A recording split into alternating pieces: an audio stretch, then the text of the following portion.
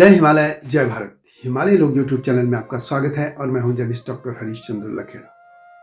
सबसे पहले तो आपको अयोध्या में जो भगवान राम का मंदिर बन रहा है 500 सालों के संघर्ष के बाद, उसकी हार्दिक शुभकामनाएं। और आपको ये बता दूं कि जो हिमालय क्षेत्र है उसमें भी रामायण का और भगवान राम का बड़ा उल्लेख मिलता है। जी हाँ, मैं इसी पर बात करूंगा, लेकिन जब तक मैं आगे बढ़ूं आपसे अनुरोध है कि इस हिमालय लोग चैनल को सब्सक्राइब अवश्य कर दीजिए। मेरा एक और चैनल है SCL, उसको भी देखिएगा। अब बात करते हैं भगवान राम और हिमालय की। आपको मालूम है कि शुरुआत से आप देखें, यदि रघुकुल की बात करें तो भगवान राम के पुरुष जो थे यानी भगीरथ, महाराजा भगीरथ, वो अयोध्या के राजा तो थे, लेकिन वो भगीरथी यानी गंगा जी को पृथ्वी पर लाने का ब्रह्मा जी के कमंडल से उनको श्रेय जाता है। इसीलिए तो जो नदी गंगोत्री से आती है वो भगीरथी है। वैसे पूरी जो नदियां हैं वहाँ की, चाहे अलकनंदा हो, मंदाकिनी हो, नंदाकिनी हो, ये जितनी भी धाराएं यानी 12 धाराएं, ये सब गंगा के रूप हैं। क्योंकि जब गंगा जी ब्रह्मा जी के कमंडल से निकली थी तो भगवान शिव की जटाओं में आई थी और फिर जटाओं से 12 धाराओं में वो आ पड़ी थी। ये कथाएं मैं पौराणिक स्तर पर बता रहा हूँ, इसको आप इतिहास मत देखिएगा। और वैसे एक चीज बता दो कि संसार की सभी सभ्यताओं में इस तरीके के उल्लेख है जिसमें आपको इतिहास देखने की जरूरत नहीं होती। ये आस्था का विषय है। अब बात करते हैं भगवान राम की। जैसे मैंने कहा कि भगीरथ का महाराजा जो भगीरथ थे, और भगीरथी और गंगा जी से उल्लेख वहां से तो है।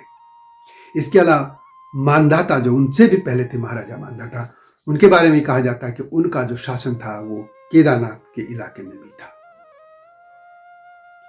अब हम बात करें भगवान राम कि भगवान राम का जो पूरा शासन था वो हिमालय में भी था। जब आपको याद होगा कि जब सीता जी को ढूंढने के लिए जब रावण उनका हरण करके ले गया था, तो जब सुग्रीव के साथ बात होती है कि उनको कैसे ढूंढा जाए, तो सुग्रीव जिन उल्लेख करते जिन क्षेत्रों का, उसमें हिमालय का उल्लेख भी आता है।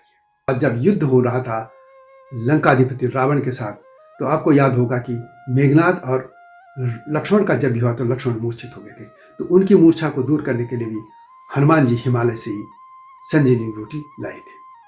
और एक और कथा आप इस वीडियो पहले से ही है कि ये भी कहा जाता है कि रावण वास्तव में मूलतः उत्तराखंड से ही गए थे और अगस्त्य के समय पे उनका परिवार साउथ में पलायन कर गया था। मैं पहले ही कह चुका हूं कि जो पलायन, एक वीडियो है कि पलायन पहले जो हुआ था पहाड़ से, वो रावण के परिवार ने किया था। ये सब कथाएं हिमालय से जुड़ती हैं। अब मैं बात करूंगा कि जब भगवान राम का शासन खत्म हो गया, उनका अपना यहाँ जो उनका लक्ष्य था, अब इस अवतार लेने के बाद जब वे अपने धाम को लौटने लगे, तो उसके बाद उन्होंने अपने राज्य का क्या किया। उन्होंने अपने राज्य को अपने और अपने भाइयों के बेटों में बांट दिया था। वो 4 भाई थे, राम, भरत, लक्ष्मण और शत्रुघ्न, और चारों भाइयों के 2-2 पुत्र थे। भगवान राम के जो पुत्र थे बड़े, वो थे कुश। तो कुश को ये अयोध्या और इस पूरा क्षेत्र मिला था कौशल। उसके बाद जो है दूसरे थे लव। लव के लिए कुछ लोग कहते हैं कि उनको जो छत्तीसगढ़ का इलाका है वो दक्षिण कौशल मिला था, लेकिन कुछ लोग कहते हैं कि उनको ये पूरा लाहौर जो इलाका, लवपुरी उसका नाम है, लाहौर वहीं से बना था, ये उस पूरा का क्षेत्र मिला था। उसके बाद जो सबसे छोटे भाई थे शत्रुघ्न, उनके पुत्रों को मथुरा और विदिशा का इलाका मिला था। कुछ लोग कहते हैं कि भरत जो थे उनके पुत्रों को उत्तर सिंधु, तक्षशिला और गांधार का क्षेत्र मिला था। हिमालय का क्षेत्र मिला था वो लक्ष्मण के पुत्र अंगद को मिला था। जी हाँ, लक्ष्मण के पुत्र थे अंगद, और उनको मिला था उत्तर में सिंधु से लेकर पूर्व में नेपाल की जो काठमांडू घाटी यानी सिंधु नदी जो आज के पाकिस्तान से होकर गुजरती है, उसी क्षेत्र से, वहां से लेके और फिर कश्मीर, हिमाचल, उत्तराखंड, जो आज के नेपाल, काठमांडू घाटी, ये पूरा क्षेत्र जो था अंगद का था, और जो कि लक्ष्मण जी के पुत्र थे। तो जी हाँ, ये पूरा क्षेत्र जो था ये इन भाइयों के उसमें था। और भी कथाएं कि किस भाई को क्या मिला, ये आपने बहुत पढ़ा ही होगा, लेकिन मैं इससे हिमालय की बात कर रहा था कि हिमालय में भगवान राम के जो भाई थे, जो हमेशा उनके साथ रहे, लक्ष्मण, उनके पुत्र को मिला। और ये पौराणिक कथा है, इसमें आप इतिहास मत ढूंढिएगा, मैं पहले ही कह दूं। अब बात करते हैं कि हिमालय क्षेत्र में खासतौर पर मैं गंगा घाटी की बात करूंगा, जो हिमालय में कैसे राम कथाएं शुरू हुई थी। वैसे तो प्राचीन काल से लोग वहाँ बद्रीनाथ जी, केदारनाथ जी जाते रहे, लेकिन मुख्य तौर पर जो राम कथाएं आती हैं उसमें रामानुज इनका आता है, और ये 11वीं शताब्दी में आए थे। यानी 11वीं शताब्दी से राम कथाएं, राम भक्ति वहाँ तेजी से आई थी, यानी वैष्णव धारा। वैसे वैष्णव धारा तो भगवान बद्रीनाथ के से पहले आ गई थी, क्योंकि पहले वहाँ पे शैव यानी भगवान शिव और शक्ति यानी देवी की ये जो पूजा प्रचलित थी। उसके बाद वहाँ पे राम कथाएं हुई, भगवान विष्णु भी थे। लेकिन सबसे ज़्यादा पहले जो प्रचलन आता है राम भक्ति का, वो आता है कथियूर का जब शासन, कथियूर का शासन अंतिम अवसान में था। गढ़वाल में परमार और कुमाऊं में चंद राजा उभरने लगे थे, उस समय आए थे। 8वीं शताब्दी में आदि शंकराचार्य जी आए और भगवान बद्रीनाथ के मंदिर में जो आज की मूर्ति है वो कुंड से उन्होंने निकाली थी। कहते हैं कि बौद्ध जब तिब्बत की तरफ भाग गए तो उस कुंड में भगवान बद्रीनाथ की मूर्ति को फेंक गए थे। उसके बाद उन्होंने क्या थी, यानी वैष्णव धारा वहां आ गई थी। इसके बाद रामानंद, जो रामानुजन के ही शिष्य थे 8वीं पीढ़ी में, वो आए और उत्तर भारत में फिर उन्होंने राम भक्ति की अलग जगह दी थी। इस तरह राम कथाएं वहां आती रही। और इसके बाद तुलसीदास जी भी 1574 से पहले तुलसीदास जी, गोस्वामी तुलसीदास जो कि जिन्होंने रामचरितमानस लिखा, वो भी आए थे। वो बद्रीनाथ जी भी गए, इसके अलावा वो फिर आगे कैलाश धाम तक भी गए थे। तो इस तरीके से पूरी धारा वहां चलती रही।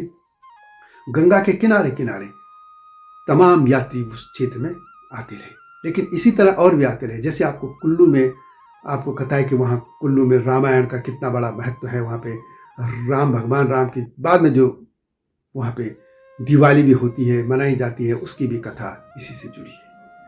तो ये कथाएं ये हमें बताती हैं कि राम भक्ति या भगवान राम की भक्ति बहुत पहले से, प्राचीन काल से हिमालय में भी पहुंच गई थी। तो एक बार फिर आपको भगवान राम का जो मंदिर बन रहा है उसकी शुभकामनाएं। और एक और बात, कुछ लोग अजीब बातें करते हैं कि प्राण प्रतिष्ठा कैसे कर सकते हैं, और कुछ लोग ये उलाहना करते हैं कि ब्राह्मण कैसे प्राण प्रतिष्ठा कर सकता है। यदि ऐसी प्राण प्रतिष्ठा करनी है तो उनके पुरखे जो उनकी मृत्यु हो जाती उनमें प्राण प्रतिष्ठा क्यों नहीं करते। तो मैं बता दूं कि बंधुओं, प्राण प्रतिष्ठा ये नहीं है कि किसी में प्राण फूंक दो और वो जिंदा। मनुष्य सिर्फ और सिर्फ प्राण प्रतिष्ठा शब्द है, लेकिन प्राण प्रतिष्ठा का मतलब ये है कि हमने जो एक आराध्य का एक प्रतिमा बनाई है, हम उससे जुड़ते हैं, हम उसमें प्राण देखते हैं और हम उनसे वही संवाद करते हैं, बात करते हैं। जो लोग इसका विरोध करते हैं उनसे एक ही बात मुझे कहनी है कि आपके घरों में आपके माता पिता या उन आप तीर्थ स्थलों की जहां आपको प्रिय हैं उनकी फोटो तो लगाई है ना आपने। जो मूर्ति पूजा नहीं करते, जो मूर्ति पूजा के जीवन भर विरोध मिल रहे हैं, मूर्ति पूजों का मार देने की उनको शपथ ले रखी है, उनके घरों में भी उनके जो तीर्थ है उनकी फोटो लगाई है ना। तो आप उसको क्यों वो तो एक कागज है, आप उस कागज को क्यों देखते हैं? वो तो कागज है। यदि आप उसको कागज में भी उसको प्रतिमा को देखते हैं तो सनातनी भी इस प्रतिमा में अपने आराध्य को देखते हैं। बस इतना ही है। और प्राण प्रतिष्ठा ये है कि मैं उससे जुड़ गया, मेरा जो आराध्य है मैं उससे जुड़ गया, उससे हम वही संवाद करेंगे, हम उसी से बातें करेंगे। दुख पीड़ा चाहे मन में कहें, हम उनसे जुड़ते हैं और हम अपने आराध्य को उसी तरह का भोग देते हैं जैसे हम अपना भोग करते हैं। विभिन्न मंदिरों में जो भोग चलता है ये इसीलिए होता है। तो यही इसमें प्राण प्रतिष्ठा होनी है। प्राण प्रतिष्ठा का मतलब ये नहीं कि मूर्ति चलने लगेगी, बिल्कुल नहीं, ये समझने की बात है। तो वीडियो कैसे लगी कमेंट में अवश्य लिखिएगा। मिलता हूं नए विषय के साथ, तब तक जय हिमालय, जय भारत। हिमालय पे पेड़ हो तो गीत गाएंगी नदियाँ, गीत गाएंगी नदियाँ। पेड़ों पे चिड़िया है तो गीत गाएंगी नदियाँ, पेड़ों पे चिड़िया है तो गीत गाएंगी नदियाँ। माँ की लोरी जैसे होते हैं नदियों के गीत।